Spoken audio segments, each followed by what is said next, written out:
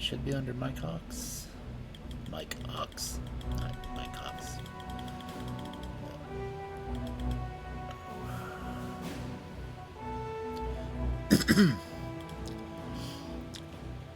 Okay, so that's still not getting me anywhere near the red line.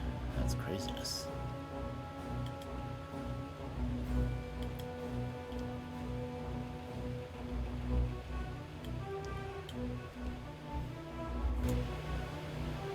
I'd hate to crank it up too much, but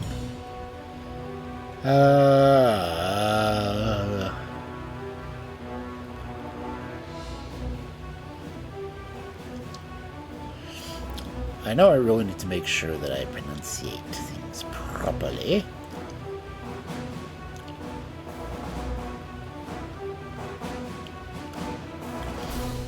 But why is my mic so freaking loud?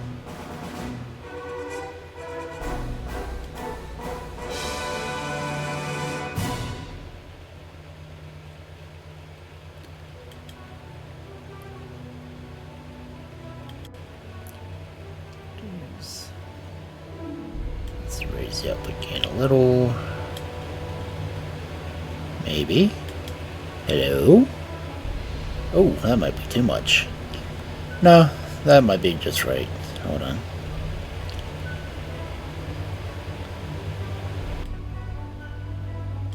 Okay. Bass tone. Somewhere in here.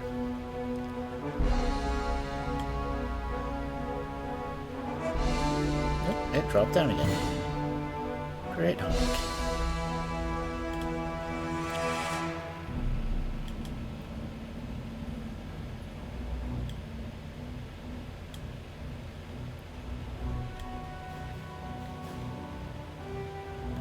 Threshold.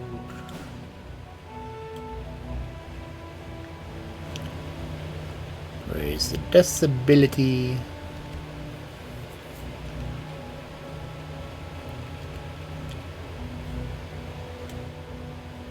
Maybe not that high.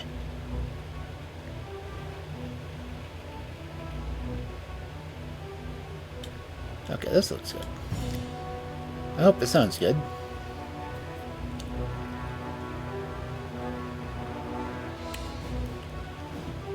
Let's see, my stream volume is... Let me look.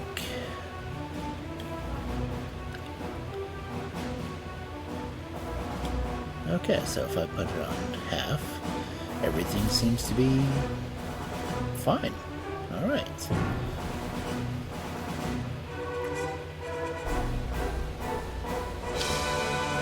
Well, now that that's out of the way,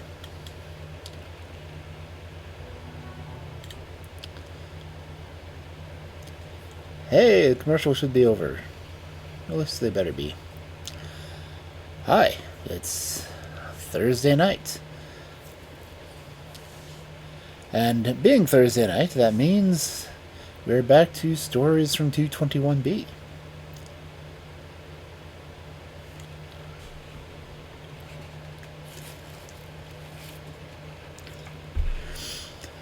So, how has everyone else's week been?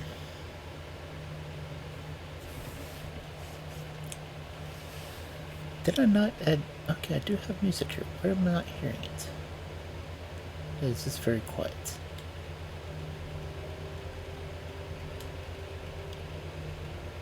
Well, I'm thinking about that. I need to check something else. Because I am very leery about how things work.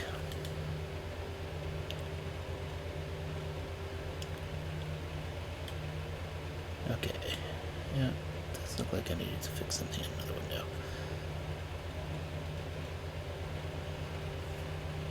Ooh, vacation time. That's always good to hear.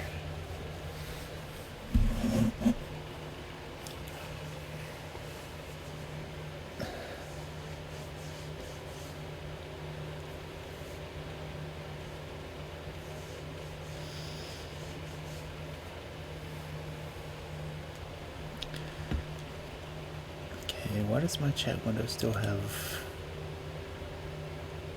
no messages on it? It is seriously delayed. It says ads are still running. Huh, it's funny.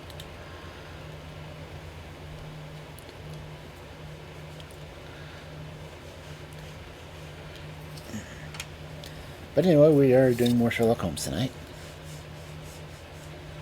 We're reading out of the casebook of Sherlock Holmes, which means it's not chapters, but actual full short stories.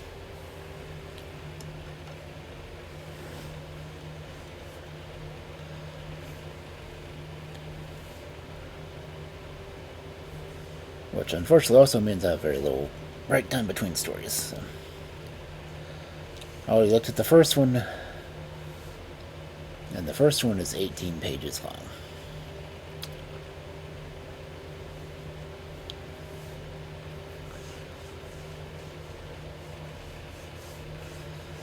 So what are you doing on vacation, or just trying not to do anything at all?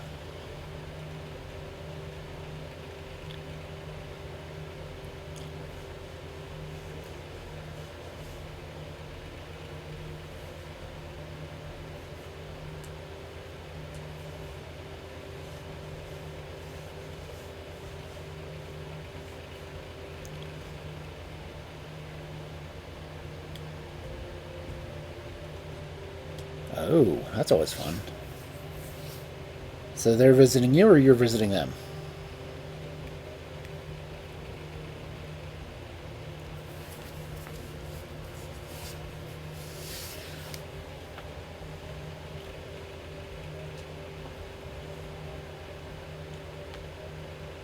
Ah, cool.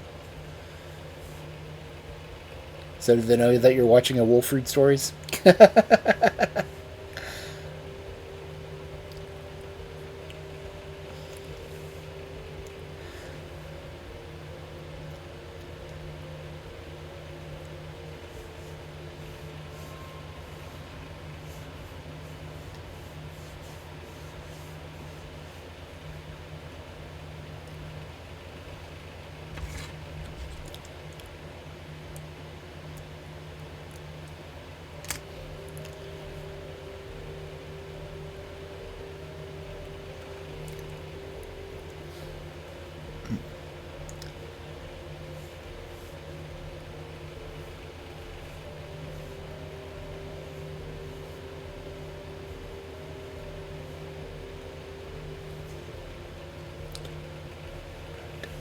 My background music would make good horror movie music. Let's see, watch this one. It is Mysterious Moments. Okay.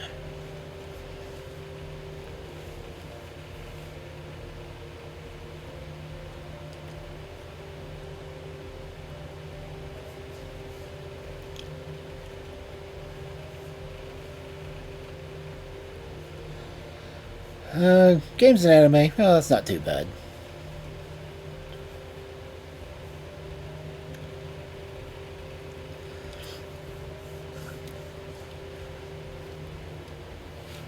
I guess technically it would still be a school night, wouldn't it? Yeah, I think so. That's why fairy tales are on Friday.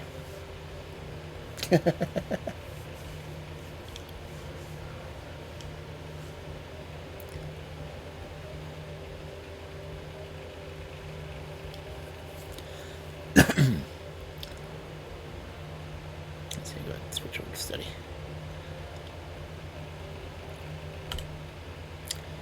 Aha.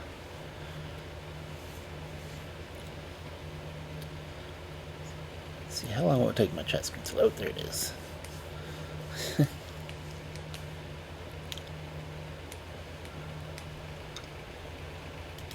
Didn't take nearly as long as I thought it might.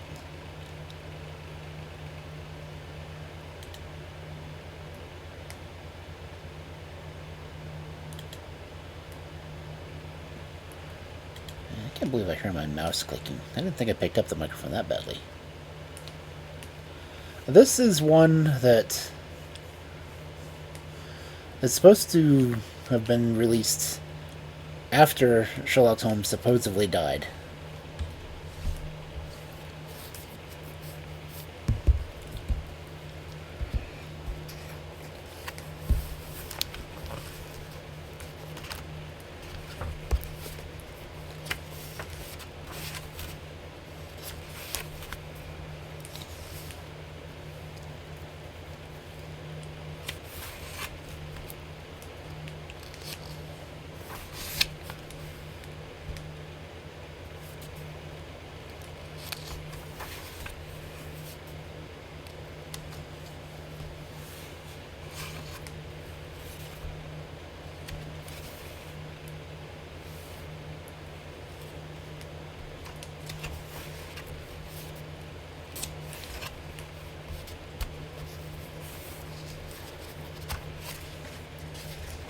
Which is strange because from the preface of this book, Conan Doyle was tired of writing Sherlock Holmes.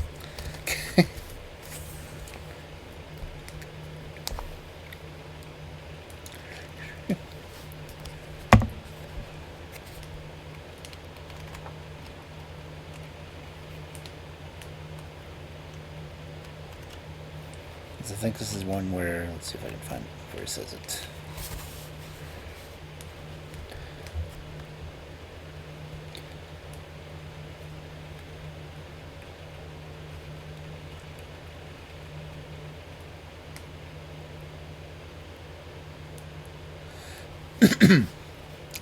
Yeah, he said that this was going to be his last book. Then his son turned around and started writing.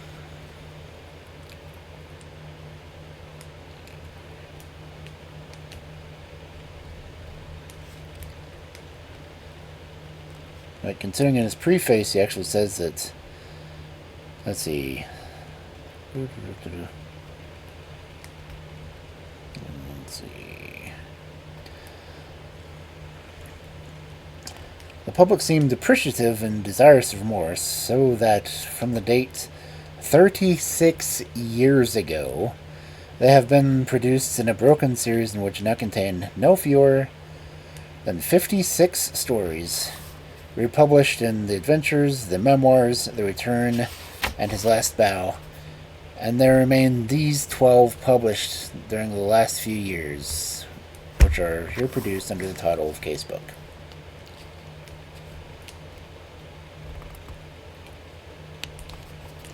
So these are the last of the stories that were done in the magazines.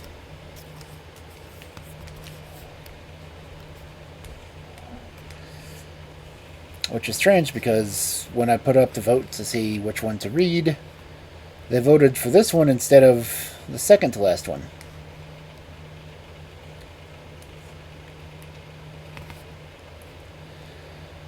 So my stories are going to be all out of order anyway.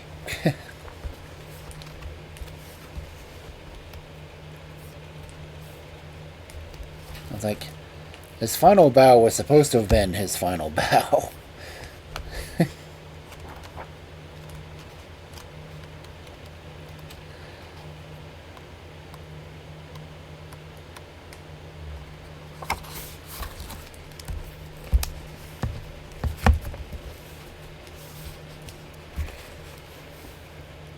But he said it was strange that when he would find men in places that came to meet him and said that, I've read your stories my entire life, it made him feel old.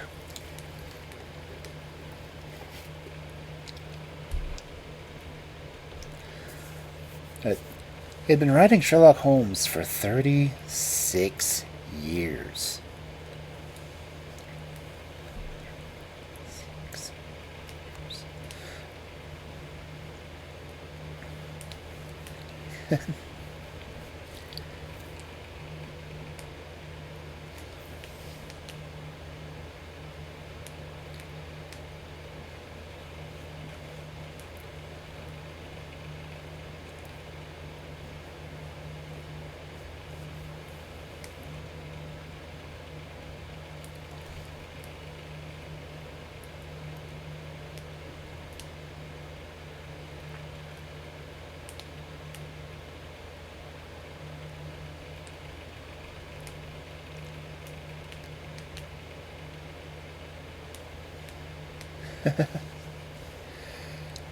Yeah, it's it, but my characters have been around about as long too.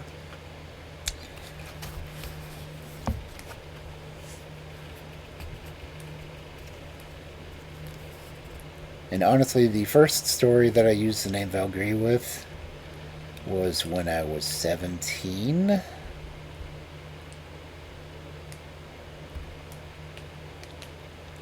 And I'm currently 46. So, yeah, 29 years there.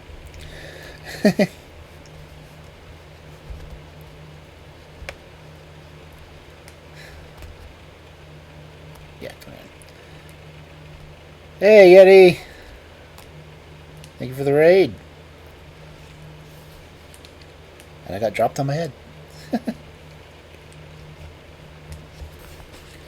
Hey, Extreme!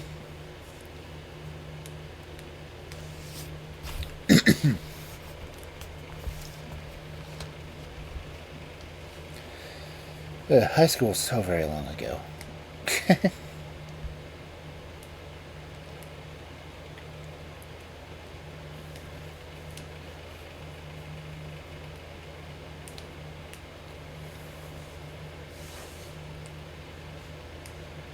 Ooh, Destiny 2?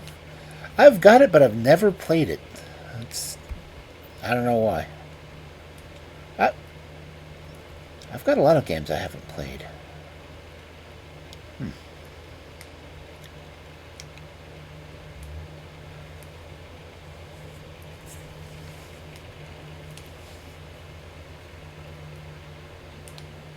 Maybe I should do what Doc's been doing, going through and just playing through the catalog.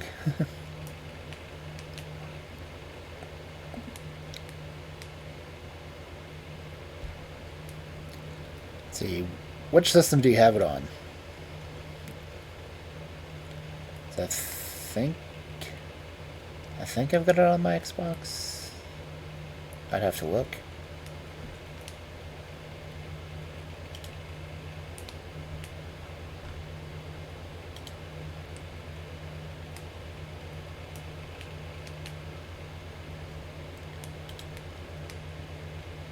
Ah, okay, well, yeah, that would make it easier.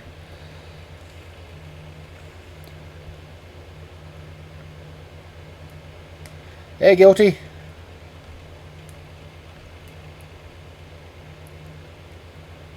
So did anyone actually get first?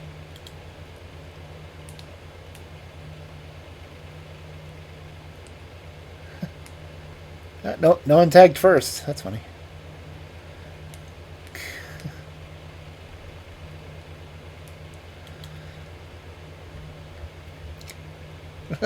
Okay, now Yeti's got first.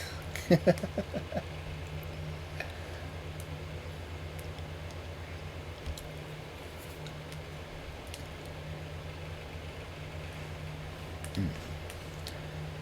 check something real quick. Okay, yeah, it's still on there. Make sure it's working.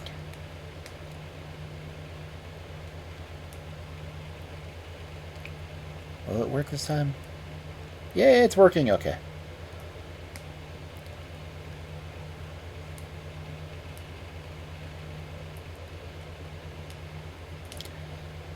There's still third open.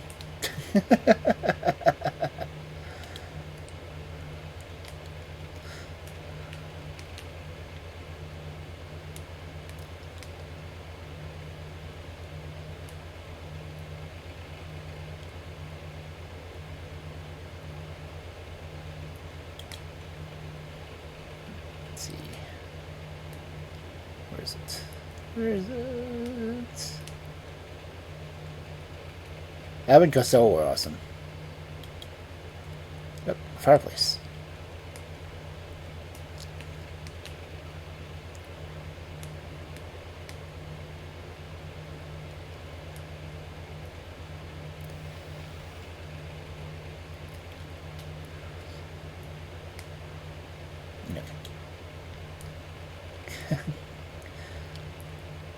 I don't know why I go through and do intricate sets and cover it with half a book.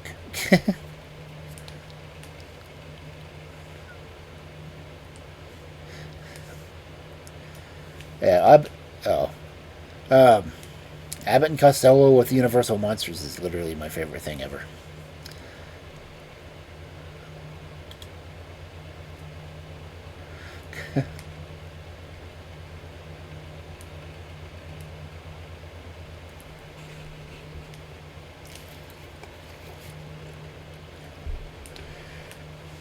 I mean, the fact that it was Universal Studios that decided to do it, they got all of the monsters into it. That was just freaking... That was just perfect. The mansion? Yeah.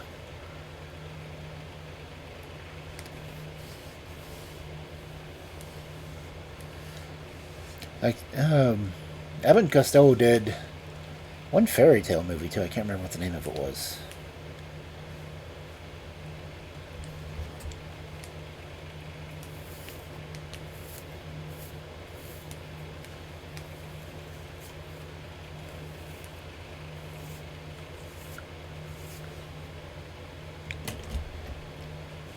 Is it? No, there have been a lot of things anyway.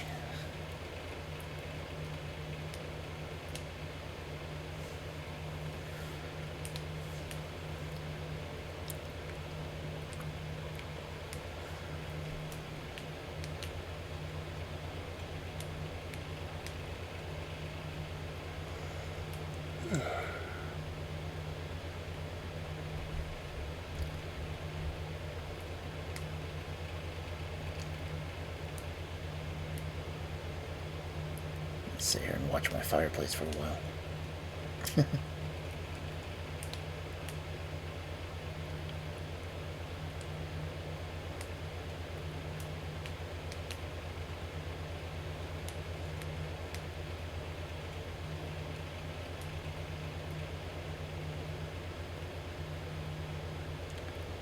Fireplaces are always such nice, soothing sounds.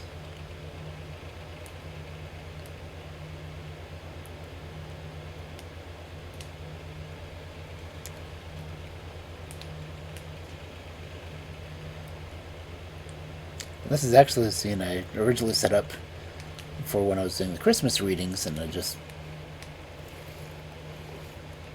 think I recorded 6 hours of me just reading Christmas stories and just let it loop all day.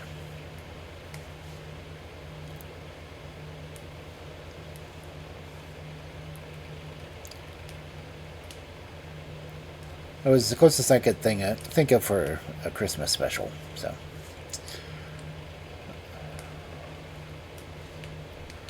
I may rerun it again this year. I haven't found any more Christmas stories to add to it.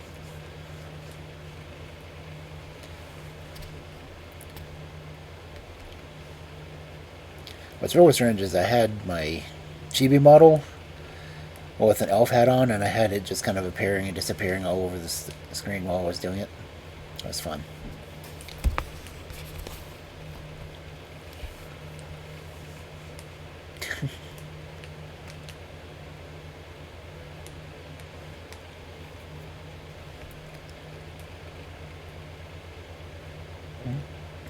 Excuse me.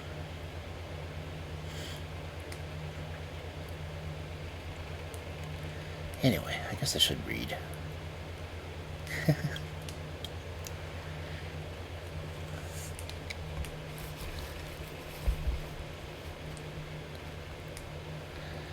Let's see, what's the first story for the night? What is that one? Metal Bongo Cat? Okay.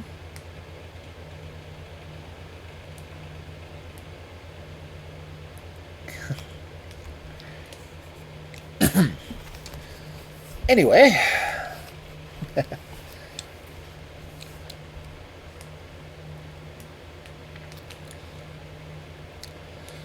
first story for the evening.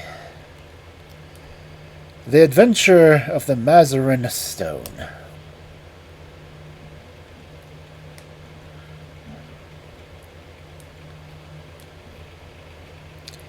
It was pleasant to Dr. Watson to find himself once more in the untidy room of the first floor of the Baker Street, which had been the starting point of so many remarkable adventures.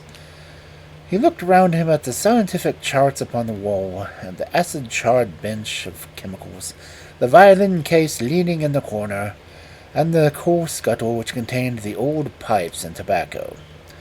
Finally, in his eyes, he came round to the fresh and smiling face of Billy, the young but very wise and tactful page, who had helped a little to fill up the gap in the loneliness and isolation which had surrounded the saturnine figure of the great detective.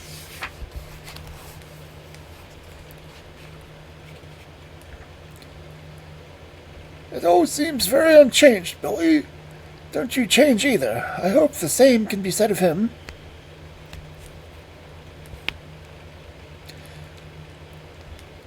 Billy glanced with some solicitude at the closed door of the bedroom. "I think he's in bed and asleep," he said. It was 7 in the morning of a 7 in the 7 in the evening of a lovely summer's day, but Dr. Watson was sufficiently familiar with the irregularity of his old friend's hours to feel no surprise at the idea.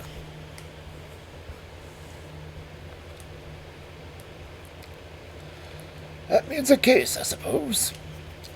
"Yes, sir. He is very hard at it just now. I'm frightened for his health. He gets paler and thinner, and he eats nothing." "When will you be pleased to dine, Mr. Holmes?" Miss Hudson asked. 7:30, the day after tomorrow?" said he. "You know his way when he is keen on a case." "Oh, yes, Billy, I know." "He's following someone. Yesterday he was out as a worksman looking for a job. Today he was an old woman. Fairly took me in, he did, and I ought to know his ways by now." Billy pointed out with a grin the very baggy parasol which leaned against the sofa. "That's part of his old woman's outfit," he said. "What is it all about, Billy?" Billy sank his voice as one who discusses great secrets of state. "I don't mind telling you, sir, but it should go no farther. It's this case of the Crown Diamond." "What? The £100,000 burglary?" "Yes, sir. They must get it back, sir. Why, we had the Prime Minister and the Home Secretary both sitting on that very sofa. Mr. Holmes was very nice to them. He soon put them at their ease and promised he would do all that he could. And then there's the Lord Cantlemire." "Ah." "Yes, sir, you know what that means. He's a stiff 'un, sir, if I say so myself. I can get along with the Prime Minister, and I have nothing against the Home Secretary, who seems civil and obliging sort of man. But I can't stand his lordship. Neither can Mr. Holmes, sir. You see, he don't believe in Mr. Holmes, and he is against employing him. He failed." "And Mr. Holmes knows?" "Mr. Holmes always knows whatever there is to know." "Well, we'll hope that he won't fail and that Lord Cantlemire will be confounded. But I say, Billy, what is this curtain for across the window?" "Mr. Holmes had it put up there 3 days ago. We've got something funny behind it."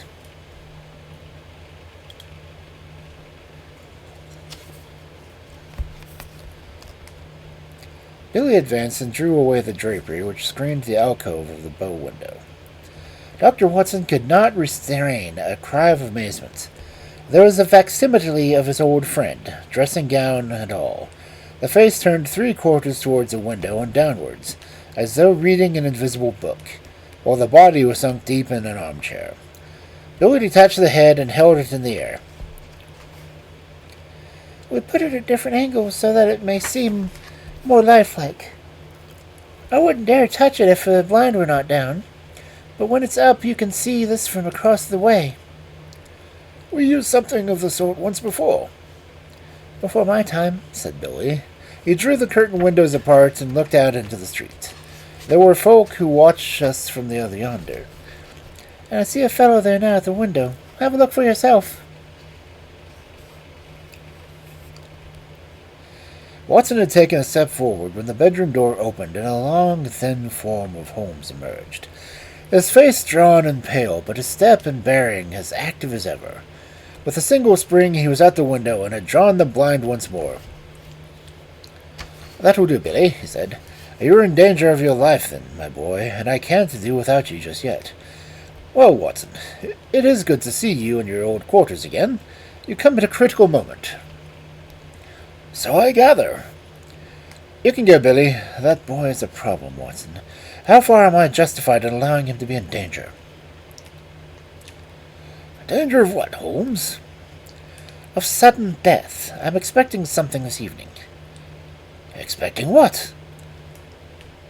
"To be murdered, Watson." No, you're joking, Holmes." Even my limited sense of humor could not evolve a better joke than that. But we may be uncomfortable in the meantime, may we not? Is alcohol permitted? The gasoline and cigars are in the old place. Let me see you once more in the customary armchair. You have not, I hope, learned to despise my pipe and my lamentable tobacco. It has to take the place of food these many days. "But why not eat?" "Because the faculties become refined when you starve them. Why, surely, as a doctor, my dear Watson, you must admit that when your digestion gains in the way of blood supply is so much lost by the brain. I am a brain, Watson. The rest of me is mere appendix. Therefore, it is the brain I must consider." "But this danger, Holmes." "Ah, yes. In case it should come off, it would perhaps be as well that you should burden your memory with the name and the address of the murderer. You can give it to Scotland Yard, with my love and a parting blessing. Silvius is the name, Count Negretto Silvius. Write it down, man, write it down. 163 Moorside Gardens, N.W. Got it?" Watson's face was twitching with anxiety. He knew only too well the immense risks taken by Holmes, and was well aware that what he said was more likely to be understatement than exaggeration. Watson was always the man of action, and he rose to the occasion. "Count me in, Holmes. I have nothing to do for the day or two." "Your morals won't improve, Watson. You have added fibbing to your other vices.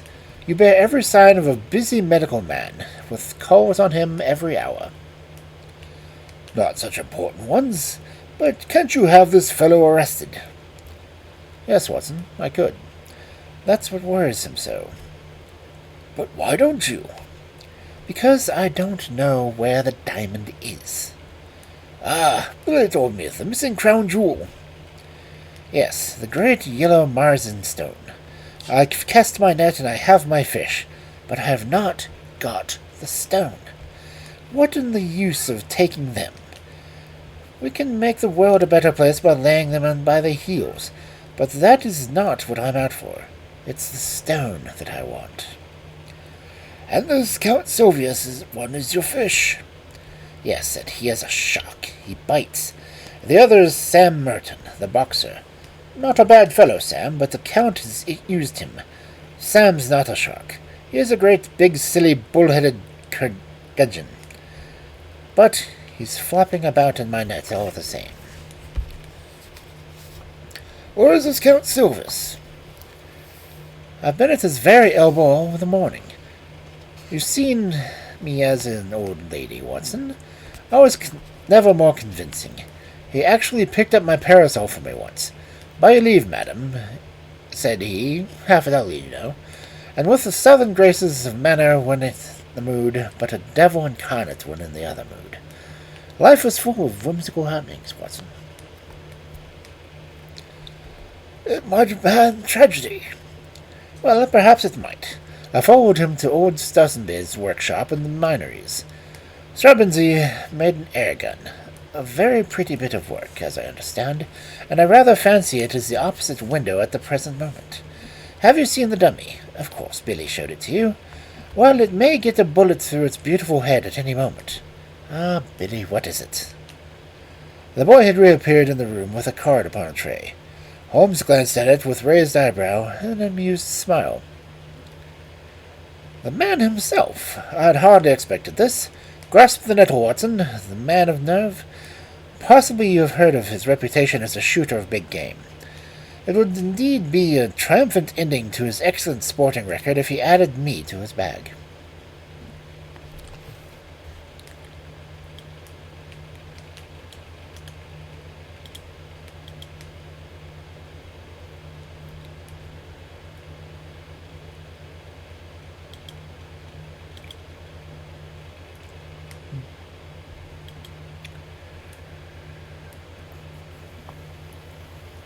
This is proof that he feels my toe very close behind his heel. Send for the police! I probably shall. But not just yet. Would you glance carefully out the window, Watson, and see if anyone is hanging about in the street?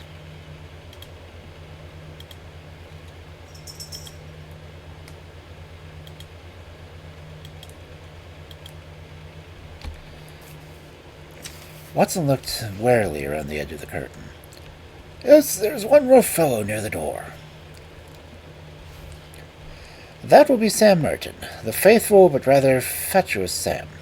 Where is this gentleman, Billy? It's in the waiting room, sir. Show him up when I ring. Yes, sir. If I'm not in the room, show him in all the same. Yes, sir. Watson waited until the door was closed, and then he turned earnestly to his companion. Look here, Holmes. This is simply impossible. This is a desperate man who sticks at nothing. He may have come to murder you. I should not be surprised. I insist upon staying with you. You would be horribly in the way. In his way? No, my dear fellow, in my way. Oh, I can't possibly leave you. Yes, you can, Watson, and you will, for you have never failed to play the game. I am sure you will play it to the end. This man has come for his own purpose, but he may stay for mine. Holmes took out his notebook and scribbled a few lines. Take a cab to Scotland Yard and give this yokel of the CID. Come back with the police. This fellow's arrest will follow. I'll do that with joy. Before you return, I may have just enough time to find out where the stone is. He touched the bell. I think we will go out through the bedroom. The second exit is exceedingly useful. I rather want to see my shark without his seeing me, and I have, as you remember, my own way of doing it. There was therefore an empty room into which Billy, a minute later, ushered Count Silvus. The famous game-shot sportsman and man about town was a big, swarthy fellow with a formidable dark mustache shading a cruel, thin-lipped mouth, and is surmounted by a long, curved nose, like the beak of an eagle. He was well dressed, but his brilliant necktie, shining pin, and glittering rings were flamboyant in their effect. As the door closed behind him, he looked round with fierce, startled eyes, like one who suspects a trap at every turn. Then he gave a violent start as he saw the impassive head of the collar of the dressing-gown which projected above the armchair in the window. At first his impression was one of pure amazement. Then the light of a horrible hope gleamed in his dark, murderous eyes. He took one more glance around to see that there was no witness, and then, on tiptoe, his thick stick half raised, he approached the silent figure. He was crouching in his final spring to blow when a cool, sardonic voice greeted him from the open bedroom door. Don't break it, Count, don't break it. The assassin staggered back, amazement in his convulsed face. For an instant he half raised his loaded cane once more, as if he could turn his violence from effigy to the original.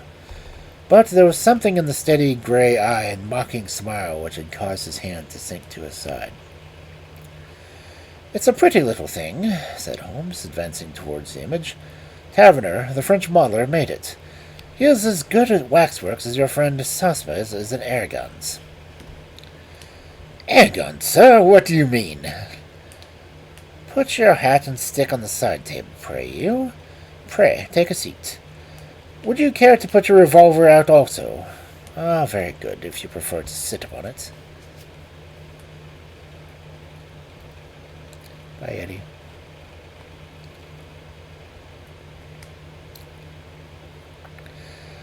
Your visit is really most opportune, for I badly wanted to have a few minutes' chat with you. The Count scowled with heavy, threatening eyebrows. I, too, wish to have some words with you, Holmes. That is why I'm here. I won't deny that I intend to assault you just now.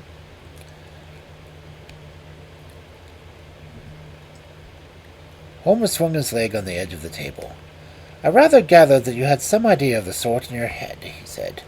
But why these personal attentions? Because you have gone out of your way to annoy me.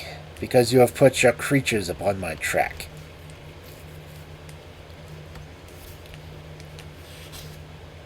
My creatures? I assure you no. Nonsense. Have them followed. Two can play at that game, Holmes.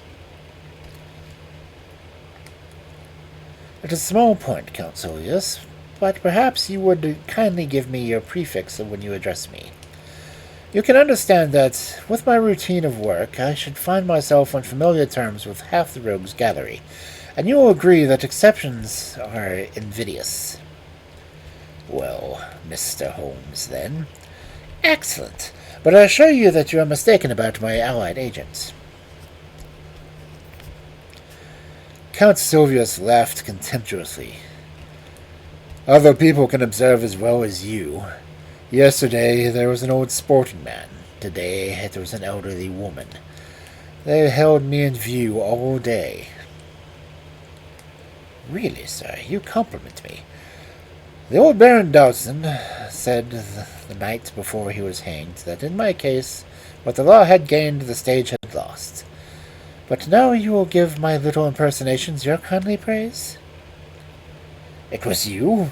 You yourself? Holmes shrugged his shoulders. You can see in the corner my parasol, which you so politely handed me in the memoirs before you began to suspect. If I'd known you might never... Have you seen this humble home again? I was well aware of it. We all have neglected opportunities to deplore. As it happens, you did not know, so here we are. The Count's knotted eyebrows gathered more heavily over his menacing eyes. What you say only makes the matter worse. It was not your agents, but your play-acting busybody's self. You admit that you have dogged me. Why? Come now, Count. You used to shoot lions in Algeria. Well, but why? Why? The sport, the excitement, the danger. No doubt to free the country from a pest. Exactly. My reasons in a nutshell. The Count sprang to his feet, and his hand involuntarily moved back to his hip pockets. Sit down, sir, sit down. There was another, more practical reason. I want that yellow diamond. Count Silvius lay back in his chair with an evil smile. Upon my word, said he. You knew that I was after you for that. The real reason why you are here tonight is to find out how much I know about the matter, and how far my removal is absolutely essential. Well, I should say that, from your point of view, it is absolutely essential. And for all I know about it, save only one thing, which you are about to tell me. Oh, indeed. And pray, what is this missing fact? Where the crown diamond is now. The Count looked sharply at his companion. Oh, you want to know that, do you? How the devil should I be able to tell you where it is? You can, and you will. Indeed. You can't bluff me, Count Silvius. Holmes's eyes, as he gazed at him, contracted and lightened until they were like two menacing points of steel. You are absolute plate glass. I see the very back of your mind. Then, of course, you see where the diamond is. Holmes clapped his hands with amusement, then pointed a derisive finger. Then you do know. You have admitted it. I admit nothing. Now, Count, if you will be reasonable, we can do business. If not, you will get hurt. Count Silvius threw his eyes up to the ceiling. You talk about bluff, he said. Holmes looked at him thoughtfully, like a master chess player who meditates his own crowning move. Then he threw open the table drawer and drew out a squat notebook. Do you know what I keep in this book? No, sir, I do not.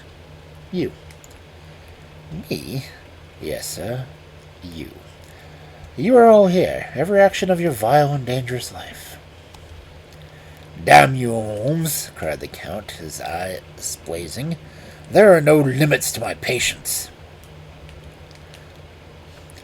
It's all here, Count. The real facts as to the death of the old Mrs. Harold, who left you the Blymer estate, which you so rapidly gambled away.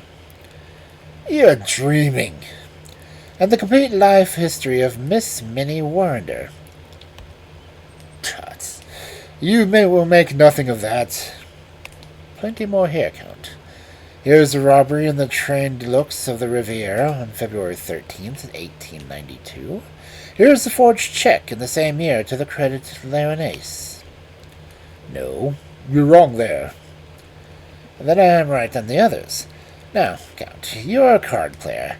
When the other fellow has all the trumps, it saves time to throw down your hand. What does all this talk to do with the jewel which you spoke? Gently, Count. Restrain that eager mind. Let me get to the points of my own humdrum fashion. I have all this against you, but above all, I have a clear case against both you and your fighting bully in the case of the Crown Diamond. Indeed. I have a cabman who took you to Whitehall and the cabman who brought you away. I have the commissionaire who saw you near the case. I have Icky Sanders who refused to cut it up for you. Icky has peached. The game is up. The veins stood out on the Count's forehead. His dark, hairy hands were clenched in a convulsion of restrained emotion. He tried to speak, but the words would not shape themselves. That's the hand I play from, said Holmes. I put it all upon the table, but one card is missing. It's the King of Diamonds. I don't know where the stone is. You shall never know. No? Now, be reasonable, Count. Consider the situation. You are going to be locked up for 20 years. So is Sam Merton. Now what are you going to do to get your diamond? None in the world. But if you hand it over, well, I'll compound a felony. If you don't want you or Sam, we don't want the stone. Give that up, and so far as I'm concerned, you can go free as long as you behave yourself in the future. If you make another slip, well, it will be the last. But this time my commission is to get the stone, not you. But if I refuse, why, then, alas, it must be you and not the stone. Billy had appeared to answer to a ring. I think, Count, that it should be well to have your friend Sam at this conference. After all, his interests should be represented. Billy, you will see a large and ugly gentleman outside the front door. Ask him to come up. If he won't come, sir. No violence, Billy. Don't be rough with him. If you tell him that Count Silvius wants him, he will certainly come.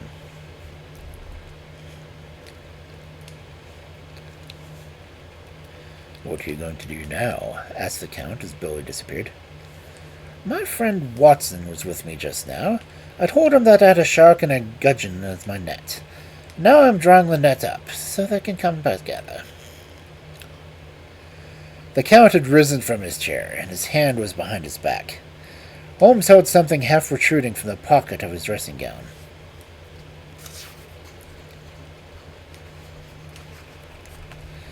You won't die in your bed, Holmes. I have often had the same idea. Does it matter very much? After all, Count, your own exit is more likely to be perpendicular than horizontal. But these anticipations of the future are morbid. Why not give ourselves to the unrestrained enjoyment of the present? A sudden wild beast light sprang up in the dark, menacing eyes from the master criminal. Holmes's figure seemed to grow taller as he grew tense and ready.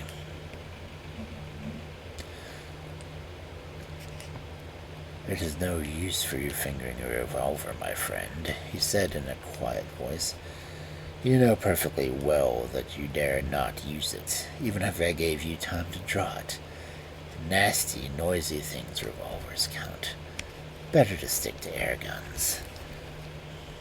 I think I hear the fairy footsteps of your estimable partner.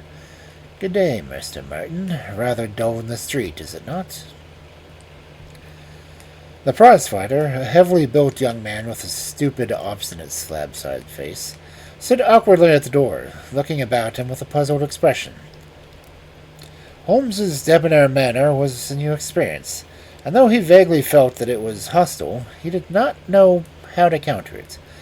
He turned to his more astute comrade for help. "What's the name now, Count? What's this fellow want? What's up?" he said in his deep and raucous voice. The Count shrugged his shoulders, and it was Holmes who answered. "If I may put it in a nutshell, Mr. Merton, I should say it was all up." The boxer still addressed his remarks to his associate. "Is this cove trying to be funny or what? I'm not the funny mood myself." "I expect not," said Holmes. "I think I can promise you that you will feel even less humorous as the evening advances. Now look here, Count Silvius. I'm a busy man and I can't waste time. I'm going to that bedroom. Pray make yourselves quiet at home while in my absence. You can explain to your friend what the matter lies without restraint in my presence. I shall try over the Hoffmann Barcarolle upon my violin. In 5 minutes I shall return for your final answer. You quite grasp the alternative, do you not? Shall we take you, or shall we have the stone?"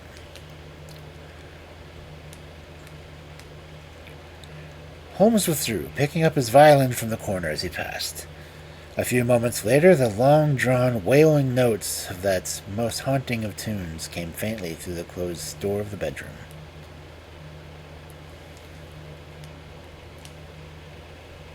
"What is it, then?" asked Merton anxiously. His companion turned to him. "Does he know about the stone?" "He knows a damn sight too much about it. I'm not sure that he doesn't know all about it." "Good Lord!" The box's shallow face turned a shade whiter. "Icky Sanders has spilt on us." "Has he? Has he? I'll do him down a thick one, for that's for sure, the swing for it."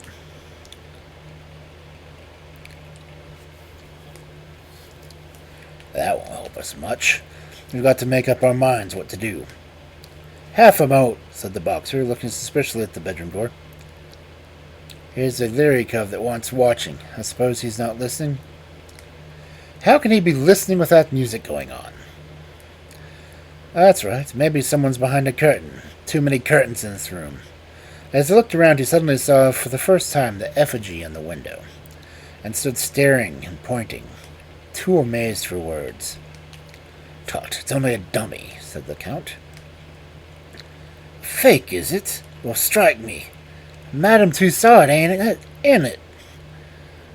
That's a living spit of him, gown and all. But them curtains, Count." "Oh, confound the curtains. We're wasting our time, and there's none too much. He can lag over us the stone." "The deuce he can. But he'll let us slip if we only tell him where the swag is." "What? Give it up? Give up 100,000 quid?" "It's one or the other." Merton scratched his short-cropped pet. "He's alone in there. Let's do him in. If his light wore out, we should have nothing to fear. The Count shook his head. He is armed and ready. If we shot him, we could hardly get away in this place like this. Besides, it's likely enough that the police know what other evidence he's got. Hello? What was that? There was a vague sound which seemed to come from the window. Both men sprang round, but all was quiet, save for one strange figure seated in a chair. The room was certainly empty. Something in the street, said Merton. Now look here, Governor. You've got the brains. Surely you can think a way out of it. If slugging is no use, then it's up to you.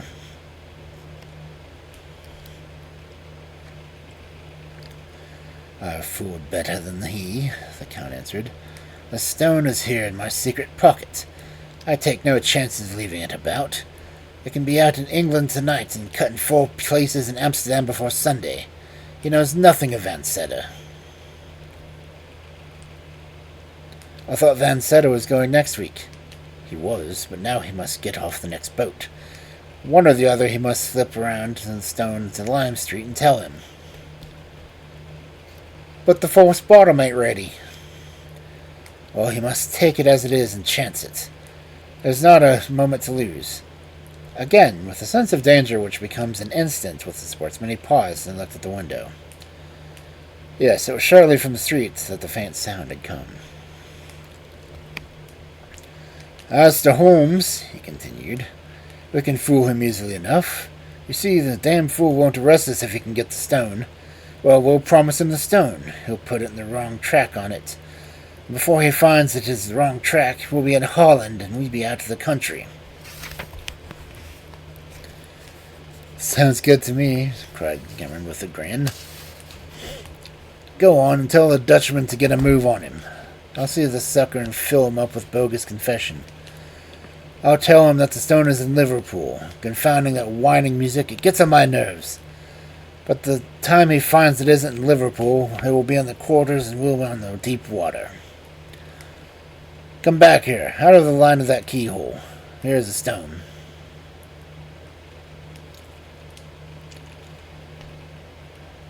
I wonder you dare carry it. Could I have it safer if it were to take the Whitehall somewhere? Else might surely take it out of my lodgings. Let's have a look at it. Count Silvus cast a somewhat unflattering glance at his associate and disregarded the unwashed hand which was extended towards him. What? You think I'm going to snatch it off you? See here, mister, I'm getting tired of your ways. Well, no offense, Sam. We can't afford to quarrel. Come over to the window if you want to see the beauty properly. Now hold it to the light. Here. Thank you. With a single spring, Holmes had leaped from the dummy's chair and had grasped the precious jewel. He held it now in one hand, while the other pointed the revolver at the Count's head. The two villains staggered back in utter amazement. Before they had recovered, Holmes had pressed the electric bell. No violence, gentlemen, no violence, I beg of you. Consider the furniture. It must be very clear to you that your position is an impossible one. The police are waiting below. The Count's bewilderment overmastered his rage and fear. But how the deuce? He gasped. Your surprise is very natural. But you are not aware that the second door from my bedroom leads behind that curtain. I fancy that you must have heard me when I displaced the figure. But luck was on my side. It gave you a chance of listening to your racy conversation, which would have been painfully constrained had you been aware of my presence. The Count gave a gesture of resignation. We give you best, Holmes. I believe you are the devil himself. Not far from him, at any rate, Holmes answered with his polite smile. Sam Merton's slow intellect had only gradually appreciated the situation. Now, as the sound of heavy steps came from the stairs outside, he broke the silence at last. Fair cop, he said. But I say, about the bloomin' fiddle, I hear it yet. Tut, tut, Holmes answered. You are perfectly right. Let it play. These modern gramophones are a remarkable invention.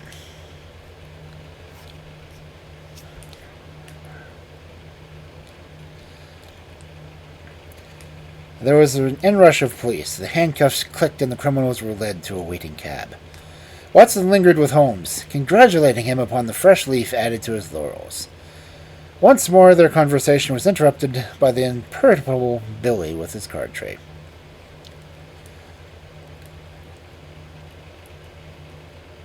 Lord Cantlemire, sir. Show him up, Billy. This is an eminent peer who represents the very highest interests, said Holmes. He is an excellent and loyal person, but rather of an old regime. Shall we make him unbend?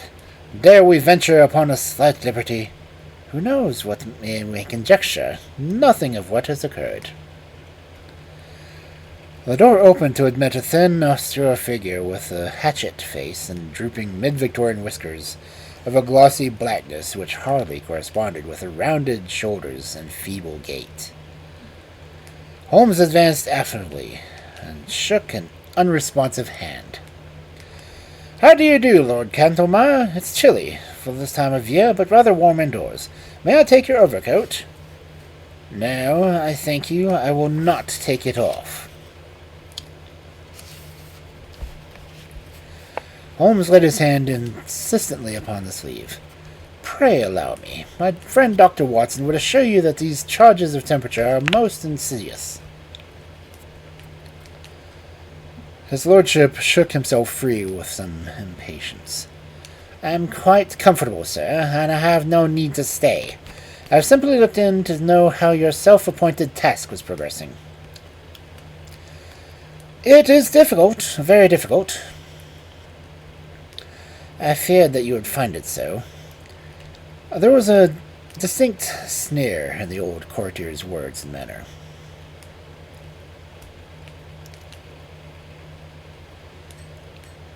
Every man finds his limitations, Mr. Holmes, but at least it cures us of the weakness of self-satisfaction. Oh, yes, sir. I have been much perplexed. No doubt. Especially upon one point. Possibly you could help me upon it. You apply for my advice rather late in the day. I thought you had your own, sufficient methods. Still, I am ready to help you. You see, Lord Cantlemire, we can no doubt frame a case against the actual thieves. When you have caught them? Exactly. But the question is, how shall we proceed against the receiver? Is it not rather premature?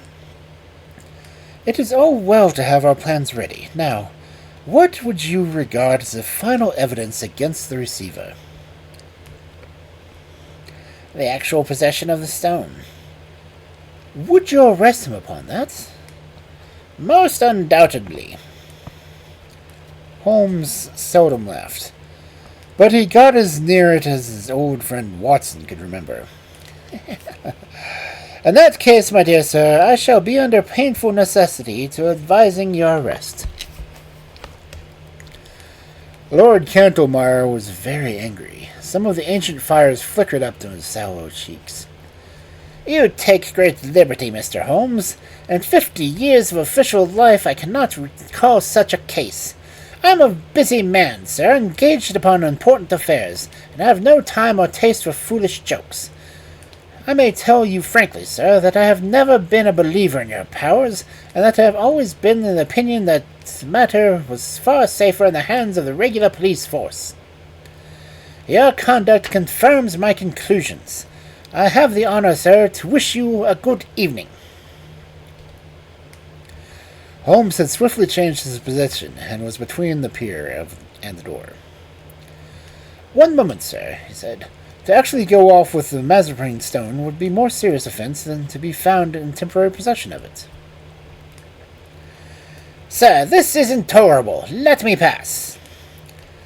Put your hand in your right-hand pocket of your overcoat. What do you mean, sir? Come, do as I asked. An instant later, the amazed peer was standing, blinking and stammering, with the great yellow stone on his shrinking palm. What? What? How is this, Mr. Holmes? Too bad, Lord Cantermeyer, too bad, cried Holmes. My old friend here will tell you that I have an impish habit of practical joking. Also, that I can never resist a dramatic situation. I took the liberty, the very great liberty, I admit, of putting the stone into your pocket at the beginning of our interview. The old peer stared at the stone with a smiling face before him. Sir, I am bewildered, but yes, it is indeed the Mazarin stone. We are greatly your debtors, Mr. Holmes. Your sense of humour may, as you admit, be somewhat perverted, and its exhibition remarkably untimely. But at least I withdraw my reflection I have made upon your amazing professional powers. But how? The case is but half finished. Details can wait. No doubt, Lord Cantermeyer, your pleasure in telling of the successful result, and the exalted circle to which you return, will be of small atonement for my practical joke. Believe you will show this lordship out, and tell Mrs. Hudson that I should be glad if she would send up dinner for two, as quickly as possible.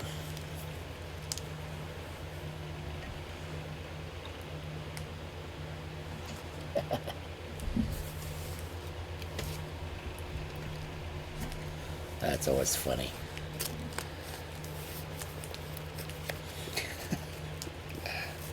I'm slipping the diamond on the guys.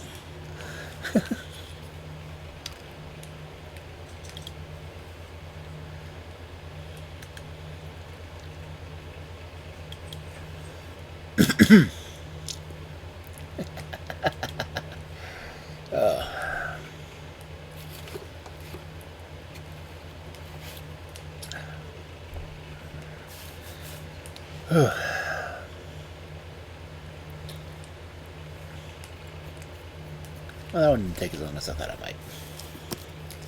So.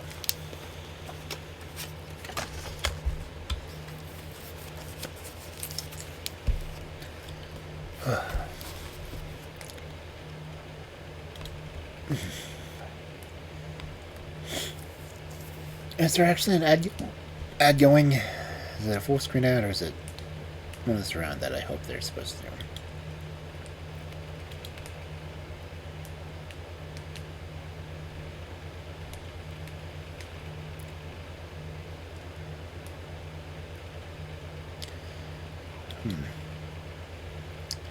Okay, well.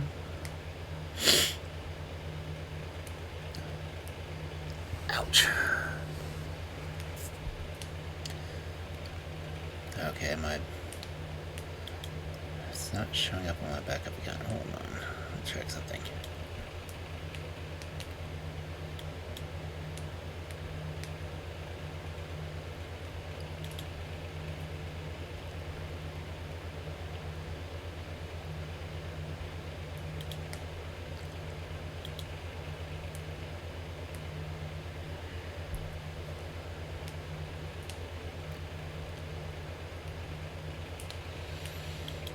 Okay.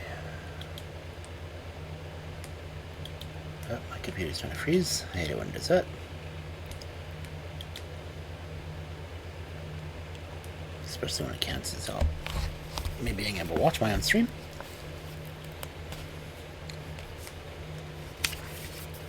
Let's see. What page is this next one?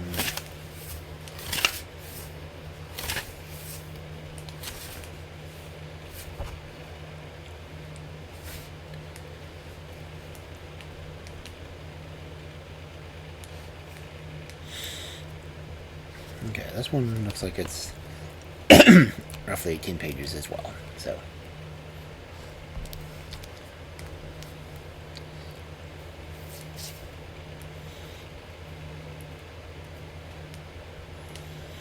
Okay. So our second story for this evening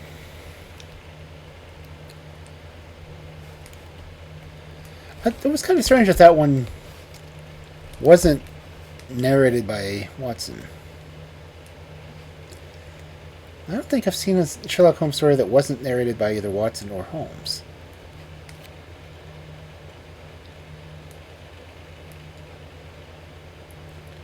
I didn't notice that. Anyone else notice that?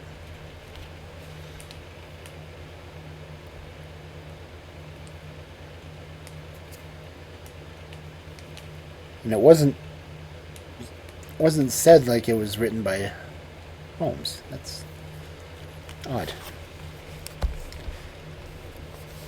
It's weird. It's one of the first Sherlock Holmes stories. It wasn't written first person. Huh.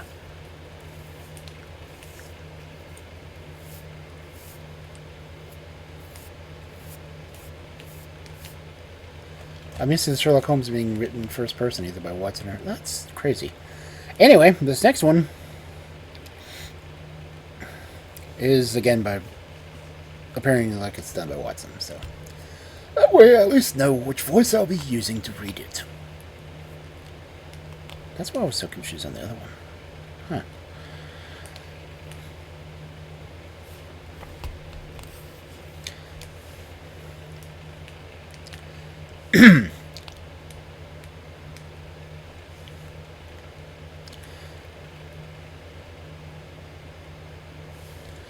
So this is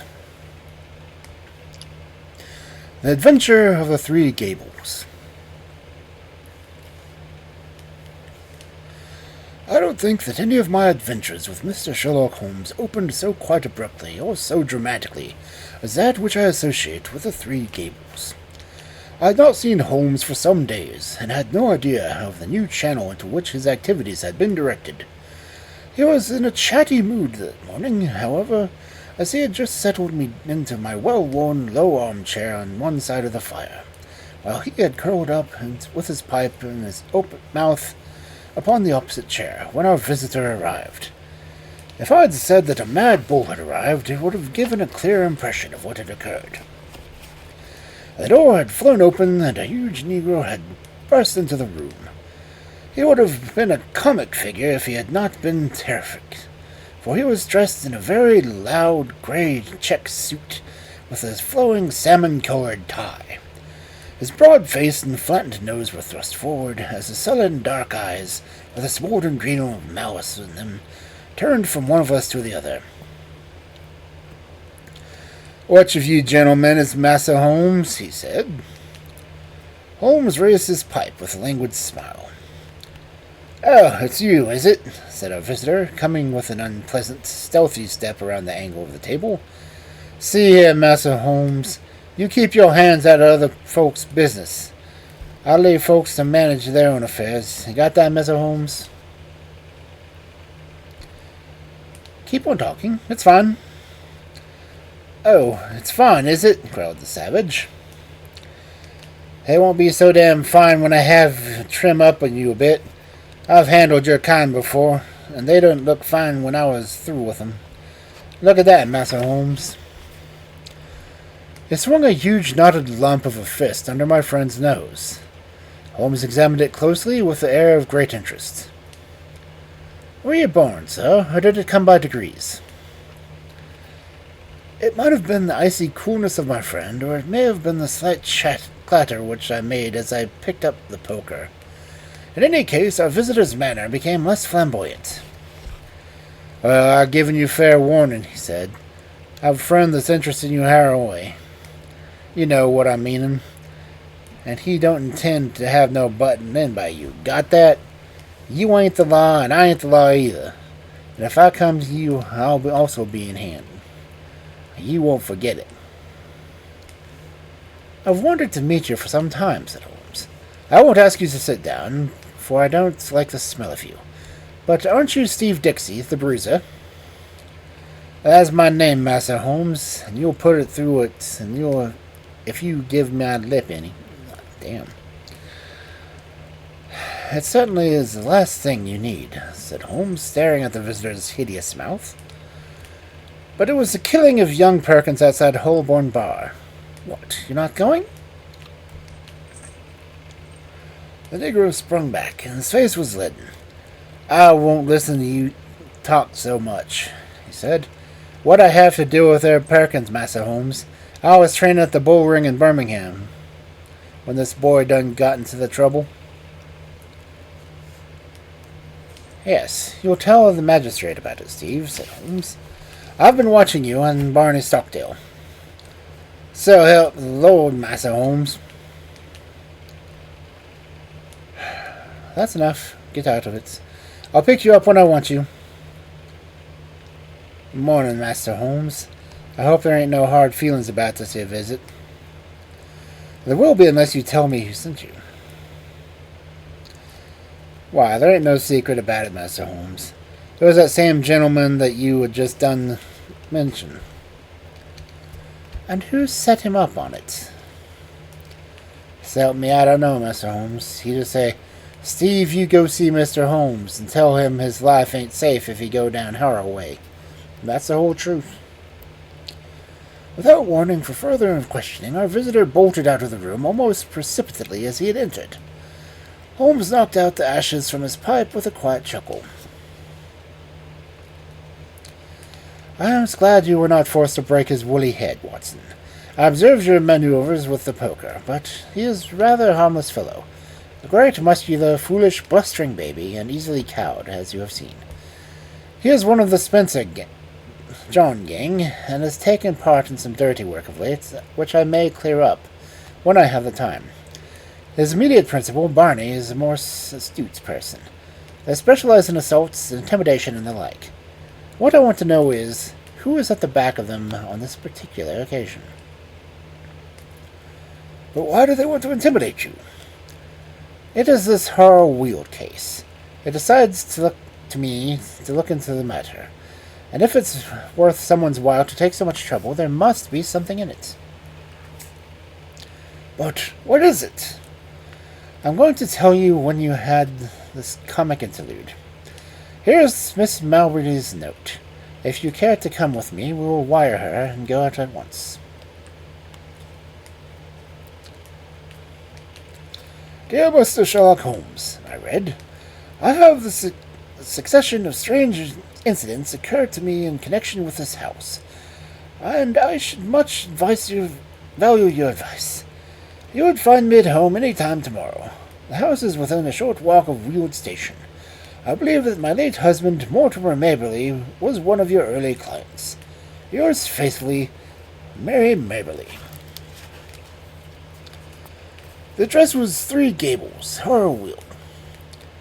So that's that, said Holmes. And now, if you can spare the time, Watson, we will get upon our way. A short railway journey and a shorter drive brought us to the house, a brick and timber villa, standing in its own acre of undeveloped grassland. 3 small protrusions above the open windows made a feeble attempt to justify its name. Behind the grove of melancholy, half-grown pines, the whole aspect of the place was poor and depressing. Nonetheless, we found the house to be well furnished, and the lady who received us was a most engaging elderly person, who bore every mark of refinement and culture. I remember your husband well, madam, said Holmes, although it is some years since he used my services in some trifling matter. Probably you'll be familiar with the name of my son, Douglas. Holmes looked at her with great interest. Dear me, are you the mother of Douglas Maberly? I knew him slightly, but of course all London knew him.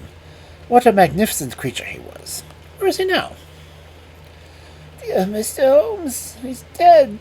He was an attaché at Rome, and when he died there of pneumonia last month.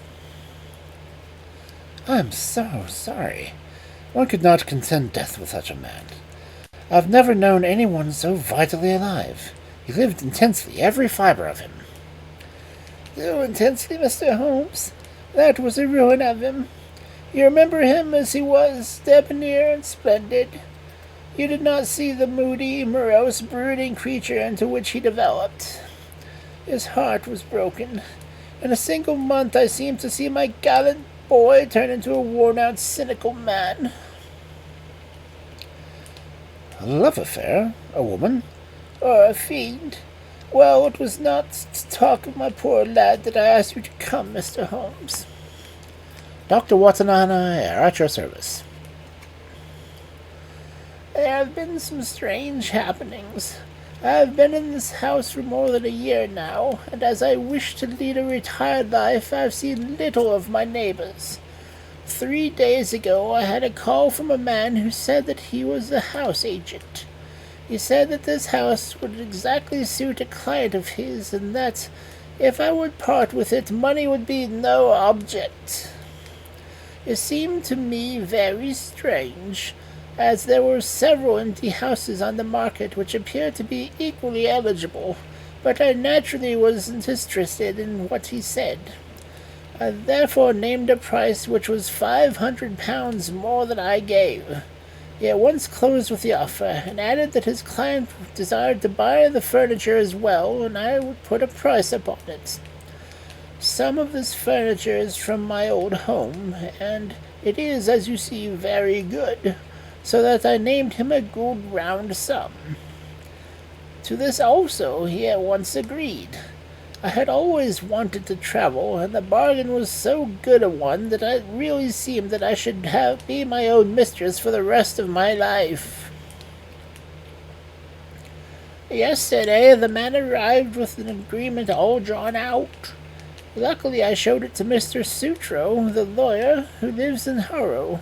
He said to me, "This is a very strange document. Are you aware that if you sign it, you could not legally take anything from the house, not even your own private possessions?" When the man came again in the evening, I pointed this out, and I said that I meant only to sell the furniture. "No, everything," he said.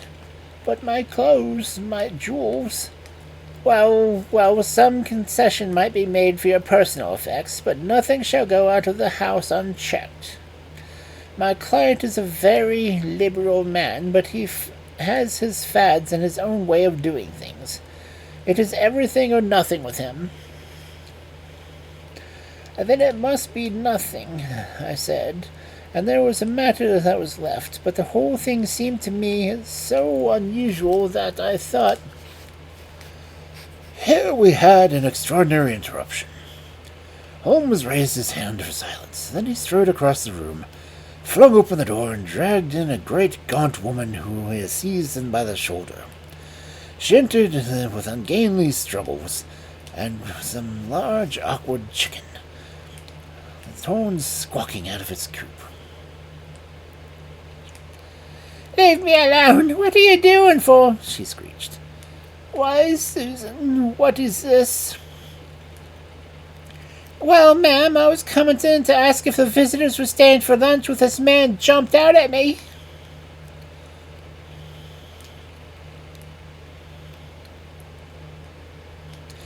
I have been listening to her for the last 5 minutes, but I did not wish to interrupt her most interesting narrative. Just a little wheezing, Susan, are you not? You breathe too heavily for that kind of work.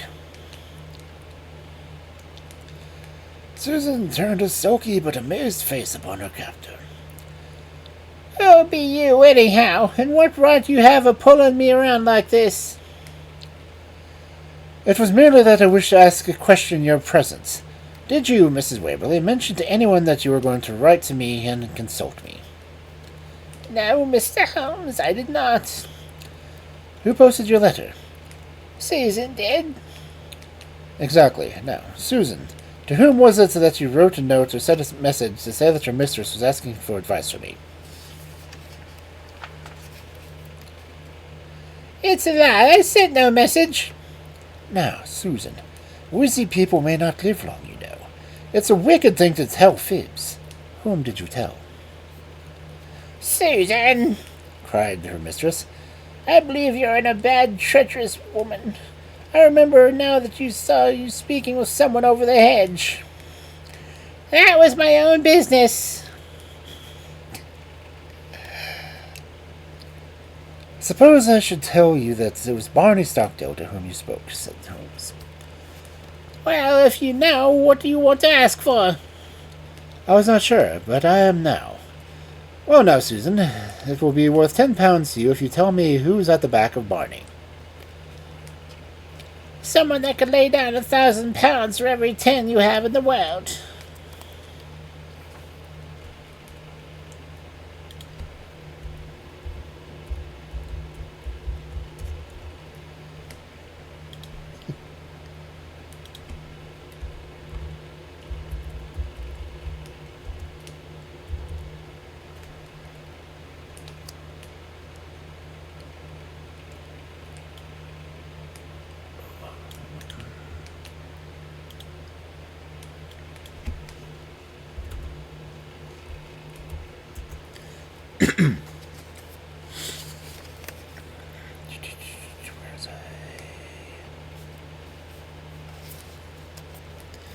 So, a rich man. No, you smiled, a rich woman. Now we have got so far, you may as well give me the name and earn the tenner. I'll see you in hell first. Oh, Susan, such language. I'm clearing out of here. I've had enough of you all. I'll send for my box tomorrow. She flounced for the door. Goodbye, Susan. Paragetic is the stuff. Now, he continued, turning suddenly from lively to severe as the door had closed behind him, fleshful and angry. This gang means business. Look how close they play the game. Your letter to me had 10 p.m. postmark, and yet Susan passes word to Barney. Barney has time to go to his employer and get instructions. He or she, I inclined to the latter, Susan's grin when she thought I'd been blended, forms a plan. Black Steve has called in, and I am warned off by 11 o'clock next morning. That's quick work, you know. But what do they want? Yes, that is the question. Who had the house before you? A retired seaman named Ferguson. Anything remarkable about him? Not that I heard of. I was wondering whether he could have buried something. Of course, when people bury treasure nowadays, they do it in the post office bank. But there are always some lunatics about. It would be a dull world without them. At first I thought of some of your buried valuables. But why, in that case, should they want your furniture? Don't you happen to have a ruffler in the first four-wheel Shakespeare without knowing it? No, I don't think I have anything rarer than a Crown Derby tea set. That would hardly justify all this mystery. Besides, why should they not openly state what they want? If they covet your tea set, they can surely offer a price for it without buying you out, lock, stock, and barrel. No, as I read it, there is something which you do not know you have, and which you would not give up if you did know. That is how I read it, said I. Dr. Watson agrees, so that settles it. Well, Mr. Holmes, what can it be? Let us see whether, by this purely mental analysis, we can get to a finer point. You have been in this house a year. Nearly 2. All the better. During this long period, no one wants anything from you, and now suddenly, within 3 or 4 days, you have urgent demands. What would you gather from that? It can only mean... So, that the object, whatever it may be, has only just come into the house. Settled once again, said Holmes. Now, Mrs. Maberly, has any object just arrived? No, I brought everything... I bought nothing new this year. Indeed. That is remarkable. Well, I think we had best let matters develop a little further until we have a clearer data. Is that lawyer of yours a capable man? Mr. Sutro is very capable. Have you another maid, or was the fair Susan, who has just banged your front door, alone? I have a young girl. Try and get Sutro to spend a night or two in the house. You might possibly want protection. Against who? Who knows? The matter is certainly obscure. If I can't find what they are after, I must approach the matter from the other end, and try to get to the principal. Did this house agent give any address? Simply his card and occupation. Haynes Johnson, auctioneer and valuer. I don't think we shall find him in the directory. Honest businessmen don't conceal their places of business. Well, you will let me know of any fresh developments. I have taken up your case, and you may rely upon it that I shall see it through. As we passed through the hall, Holmes's eyes, which missed something, lighted upon several trunks and cases which were piled in the corner. The labels shone out upon them. Milano, Lucerne. These are from Italy. Poor Douglas's things. Have you not unpacked them? How long have you had them? They arrived last week.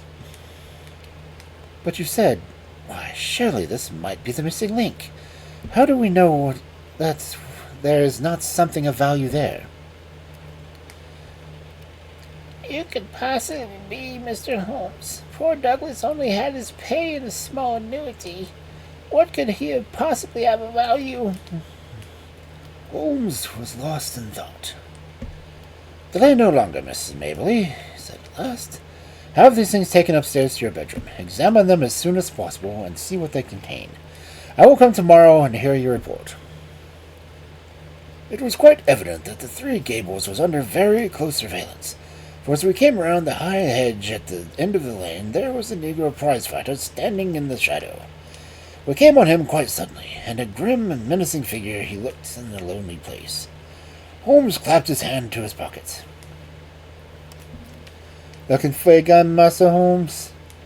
No, for a scent bottle, Steve. You're funny, Master Holmes, ain't you? It won't be funny for you, Steve, if I get after you. I gave you a fair warning this morning. Oh, Master Holmes, I done gone think over what you said, and I don't want no more talk about the affair of Master Perkins. Suppose I can help you, Master Holmes, I will. Well then, tell me who's behind you on this job. So help me the Lord, Master Holmes. I told you the truth before. I don't know.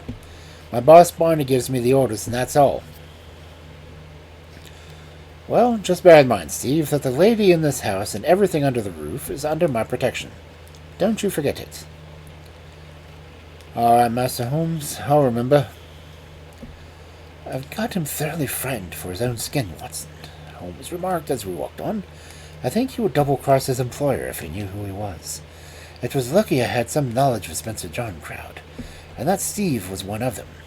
Now, Watson, this is a case for Langsdale Pike. I'm going to see him now. When I get back, I may be clear on the matter. I saw no more of Holmes that day, but I could well imagine how he spent it, for Langsdale Pike was his human book of reference upon all matters of social scandal. The strange, languid creature spent his waking hours in the bow window of St. James Street Club, and was the receiving station as well as the transmitter for all the gossip of the metropolis. It made it said a full-figure income by the paragraphs which he contributed every week to the garbage papers which cater for the inquisitive public. If ever, far down the turbid depths of London life, there was some strange swirl or eddy, it was marked with the automatic exactness of this human dial upon the surface. Holmes discreetly helped Langdale to knowledge, and on occasion was helped in turn. When I met my friend in his room early next morning, I was conscious from his bearing that all was well, but nonetheless a most unpleasant surprise was awaiting us. It took the shape of the following telegram. Please come out at once. Client's house burgled in the night. Police in possession. Sutro. Holmes whistled. The drama has come to a crisis, and quicker than I had expected. There's a great driving power at the back of this business, Watson, which does not surprise me after what I have heard. The Sutro, of course, is her lawyer. I made a mistake, I fear, in asking you to spend the night on guard. This fellow has clearly proven a broken reed. Well, there's nothing for it but another journey to Harrowweald. We had found the Three Gables a very different establishment to the orderly household of the previous day. A small group of idlers had assembled at the garden gate, while a couple of constables were examining the window and the geranium beds. Then we met a grey old gentleman, who introduced himself as a lawyer, together with a bustling rubicund inspector, who greeted Holmes as an old friend. Oh, Mr. Holmes, no chance for you in this case, I'm afraid. Just a common, ordinary burglary, and well within the capacity of the poor old police. No experts need apply. I am sure this case is in very good hands, said Holmes. Merely a common burglary, you say? Quite so. I know pretty well who the men are and where to find them. It was a gang of Barney Stockdale and the big nigger in it. They've been set about here. Excellent. What did they get? Well, they don't seem to have got much. Miss Maberly was chloroformed and the house was... Ah, here's the lady herself. Our friend of yesterday, looking very pale and ill, had entered the room, leaning upon her little maidservant. "He gave me good advice, Mr. Holmes," said she, smiling ruefully. "Alas, I did not take it. I did not wish to trouble Mr. Sutro, and so I was unprotected." "I only heard of it this morning," explained.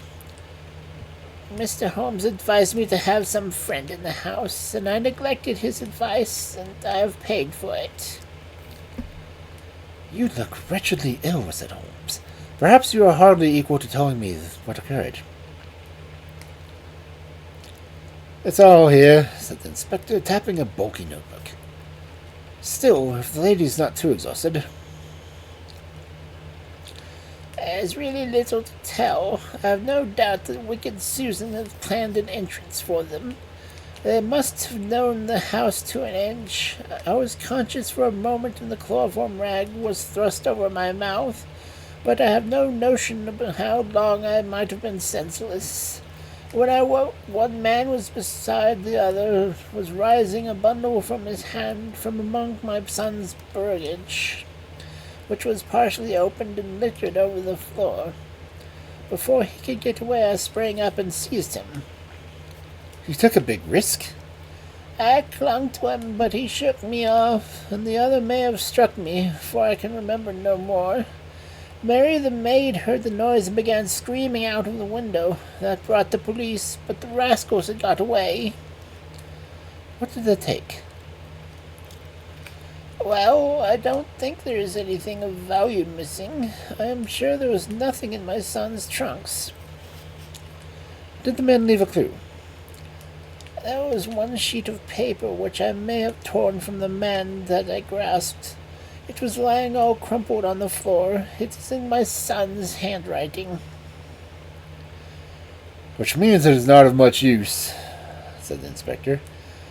"Now, if it had been the burglars—" "Exactly," said Holmes. "What rugged common sense. Nonetheless, I should be curious to see it."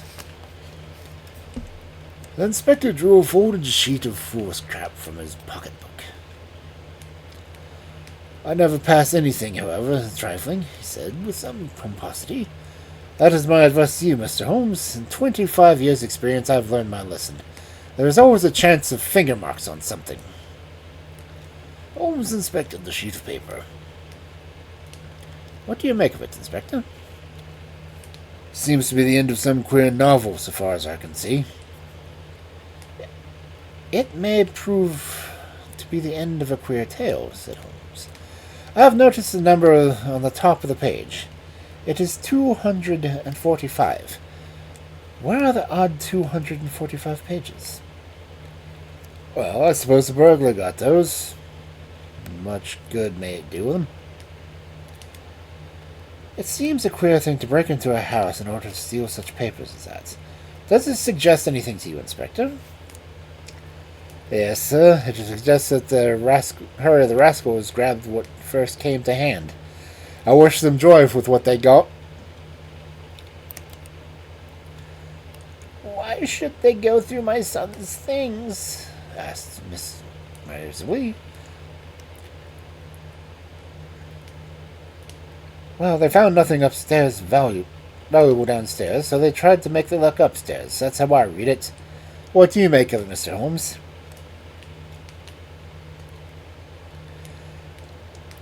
"I must think it over, Inspector. Come to the window, Watson."